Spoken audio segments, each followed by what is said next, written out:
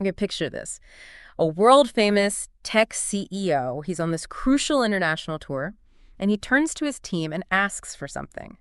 Well, baffling. Yeah. He wants them to organize, get this, a riot. Or maybe a peace rally. But the key thing, a crowd of over 1 million people. Wow. 1 million people. Just like that, just like that. So what kind of leader even makes a demand like that? And, what does it tell us about digital power hitting the real world? That's exactly the kind of fascinating question we love getting into here on The Deep Dive. Yeah. Our whole mission is really to unpack these complex topics, pull out the key insights for you. Right. And you've given us some incredible source material here, this detailed account of a 3-week Asia tour with, let's say, very prominent tech CEO. Definitely prominent. So today we're diving deep. We're looking for the surprising facts, the human side behind all the headlines, and those really big questions that pop up when huge digital power bumps up against global politics. We are. And in this deep dive, you're going to hear about a pretty chaotic trip, right? Indonesia, South Korea, Japan. And then there's the huge challenge of China looming. Huge. We'll get into some unexpected personal quirks of this globally recognized figure, the ethical tightropes a company walks trying to connect everyone, and, well, what happens when those lines between online power and offline power just completely smudge? And, as you said, our journey kicks off right in Indonesia with that truly bizarre scene. Let's unpack it, because the source material, it just tracks us straight in. The CEO, Mark, asking his team explicitly for a riot or a peace rally. Over 1 million people. And the team's reaction, you can imagine. Total disbelief, right. They even pushed back, worried about how, say, the Chinese government might react. But Mark, apparently he was completely insistent. What's really interesting, though, is why the team thought he wanted this. There's speculation. It was that he genuinely wanted to test Facebook. Like, can our online tools actually translate into offline power? So a real-world stress test. Exactly. The thinking was, we've got all these users online. Can't we, figure out a way to mobilize them, get them out onto the streets? It's this desire to see that digital reach become tangible, physical, overwhelming even. Okay, so fast forward to Jakarta. The chaos, it starts before they even leave the hotel room. Doesn't it just? There's this whole wardrobe issue. Mark refuses to wear a traditional Indonesian batik shirt for the meeting with the president-elect, Joko Widodo. Wants his usual hoodie and jeans. Standard Mark attire. But then, and you kind of have to laugh even though it sounds stressful, he splits his jeans. No way. Yes. His assistant, Andrea, apparently does this quick fix, giggling, but the whole thing throws their schedule way off. Right, which means they end up arriving super late for this meeting at City Hall, made worse by Jakarta traffic, which is legendary. And when they do arrive, bam, it just erupts. A swarm of people is how it's described. Swarming him. Yeah, jostling, separating the team, everyone trying to get to Mark.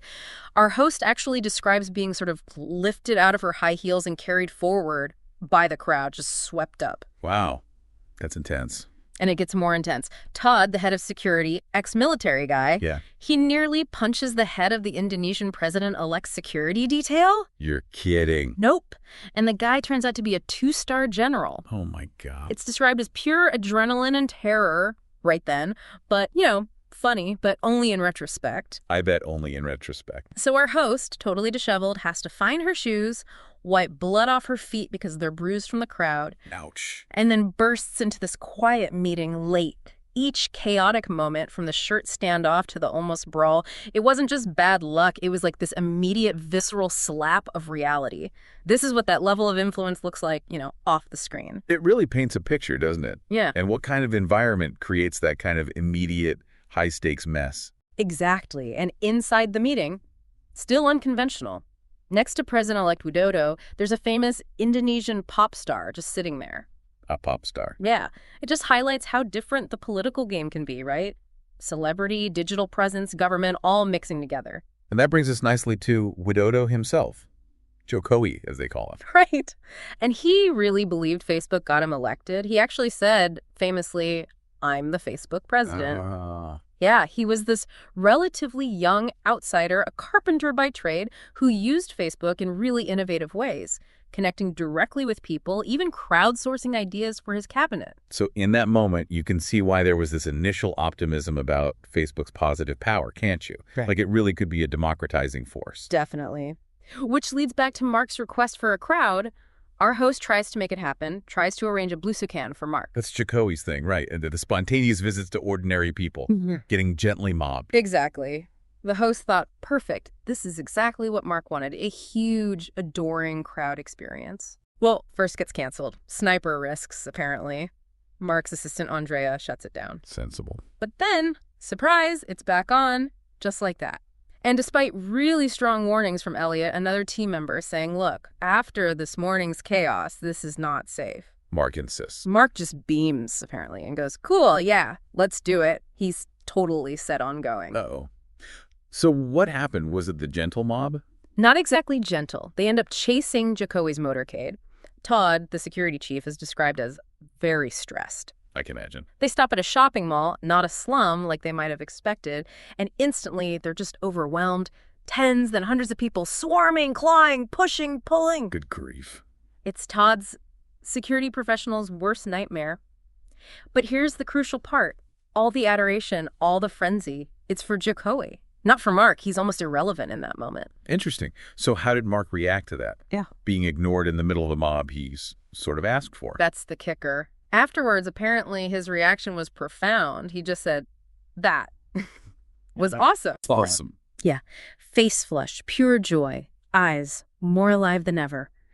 The insight from the source is that he was deeply affected by seeing someone bigger than him, someone with more impact, someone who people are personally devoted to. Huh. So witnessing that kind of raw personal connection and power, that's what hit him. It seems like it. It makes you think, doesn't it? Yeah. What does it take for someone with that much power already to feel truly alive? And what does it mean if that feeling comes from watching an uncontrolled physical mob? It really does seem like some kind of awakening, yeah. But amidst all that, there's another detail, a pretty jarring one. Oh, right, go on. A communications team member gets left behind, just abandoned in the chaos of that crowd. Left behind, seriously? Yes. And Elliot's instruction, just keep driving. Wow, okay. It's not just about the chaos, is it? It starkly shows you the priorities. In these super high-stakes situations, the focus on the principal, on Mark, can just completely overshadow any concern for individual team members. It's kind of chilling, almost dehumanizing the pressure. That intense focus on one person definitely shapes the reality, doesn't it? And that brings us to the world of extreme wealth, which they observed on the next leg, flying to South Korea and Tokyo. Right, the private jet experience. Yeah, apparently on the flight from Seoul to Tokyo, there's an in-flight karaoke party. Karaoke on the jet. And Mark is singing earnestly, almost like a kid. Backstreet Boys, Adele, Disney songs. Seriously, Backstreet Boys. That's what the source says. Our host observes it made him seem smaller, even a little sad. Interesting contrast. But didn't something else happen on that flight? Oh, yeah. Terrifying, extreme turbulence. The plane literally drops. Yikes. But paradoxically, the reaction isn't panic. The drunken party just gets louder. People start singing Bon Jovi's Going Down in a Blaze of Glory. You're kidding me. Singing Bon Jovi while the plane drops. Apparently so. Just utterly surreal. It really underscores how unpredictable this whole trip was, even with all the privilege. It really does. And source material delves a bit into just understanding that level of affluence, doesn't it? It does. Our host makes this personal analogy like, okay, maybe your home furniture gets upgraded, but the basic fundamentals of life, how you eat, how you travel, they don't necessarily change that much.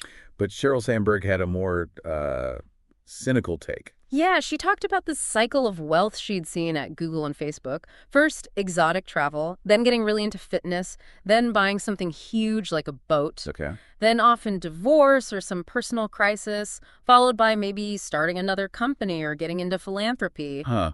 That's a pretty bleak cycle. A stark view of what happens when that kind of money becomes normal. It is, and Mark's own views on wealth. Some surprises there, too.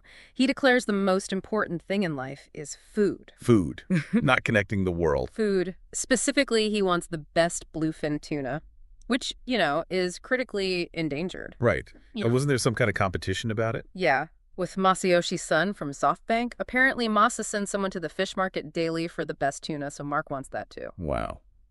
Competing over endangered fish. And it puzzles our host because usually Mark's tastes are more like McDonald's and fried chicken. It suggests how extreme wealth can create these weird competitive urges, even around basic things, pushing boundaries of, well, sustainability and common sense. And his interests get even more specific, right? Something about Andrew Jackson. Oh, yeah. He collects sherry or port from Andrew Jackson's presidency. Okay, that's niche. And he firmly believes Jackson was America's greatest president. Why? Because he was ruthless, a populist, and an individualist who got stuff done. Ruthless. Wow. He actually used that word. That's the quote. And it's a stark contrast to the historical view, right?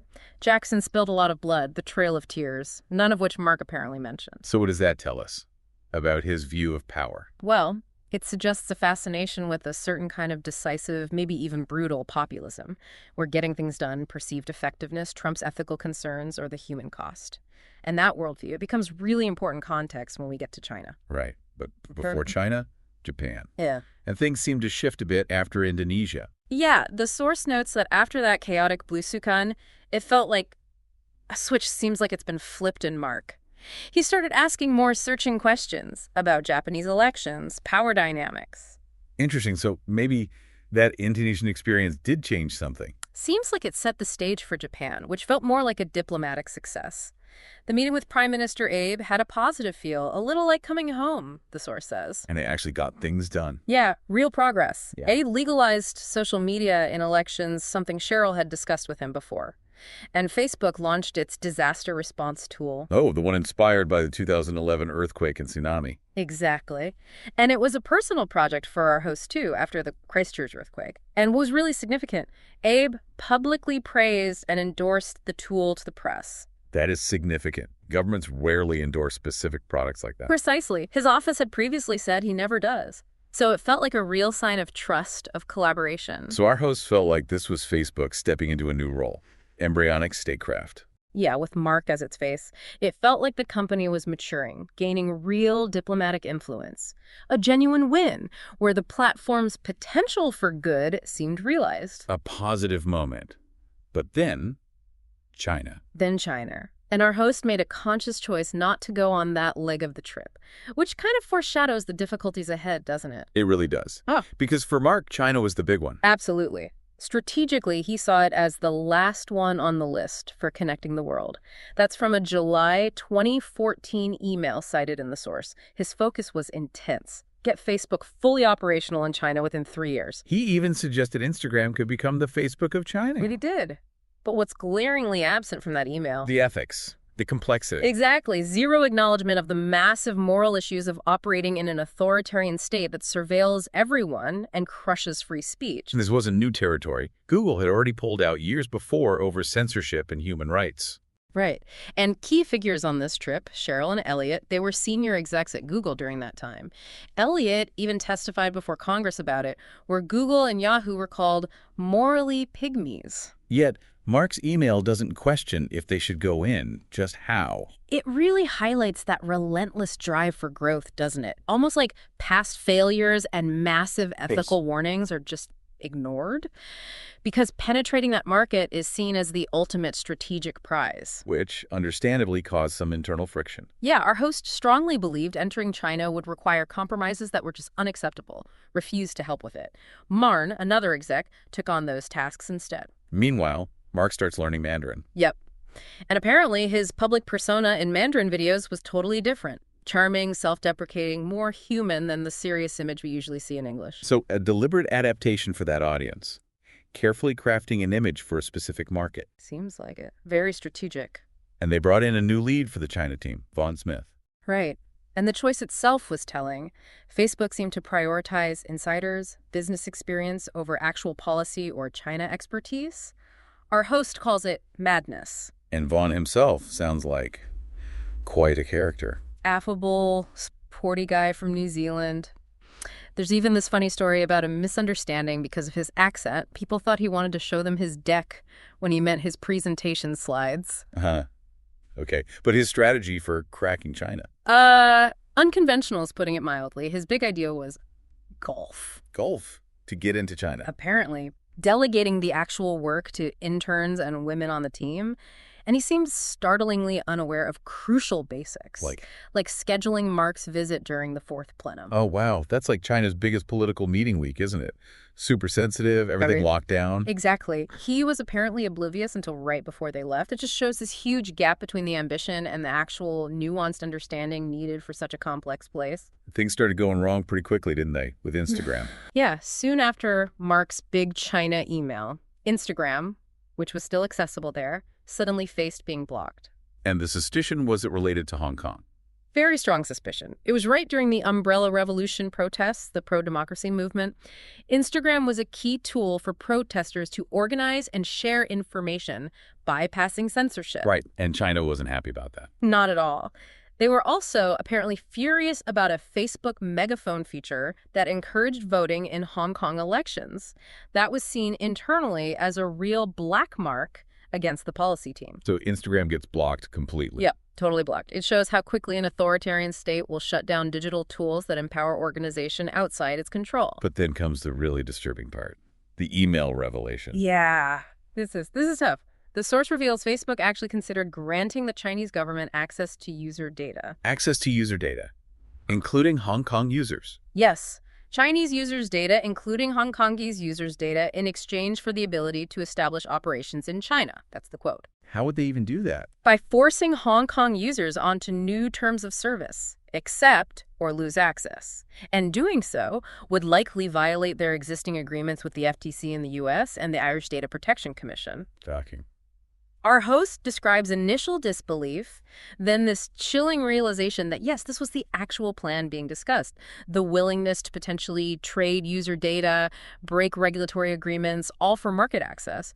It shows the extreme lengths they might consider for that connect the world mission. Just wow. And the internal conflict over how to handle the Hong Kong protests publicly. Also stark. Vaughn, the China lead, suggests they should talk about the rule of law and praise HK. Which sounds like supporting the government crackdown. That's how it was interpreted internally. Yeah. And the pushback from Debbie and Elliot was devastating.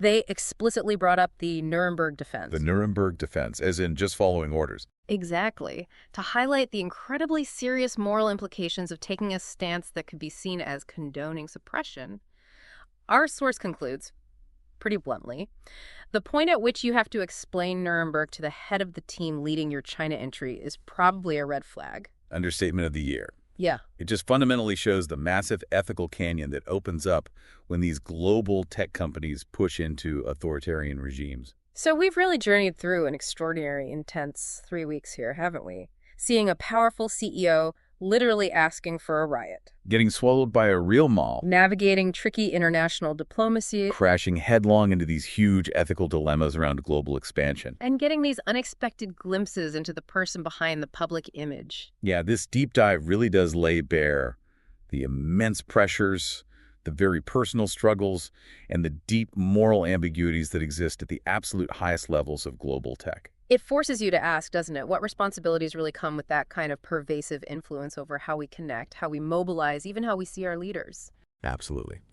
So as technology keeps reshaping everything around us, the question for you, listening, might be, what questions will you be asking about the forces, the individuals driving these platforms, especially when their global goals clash head-on with basic principles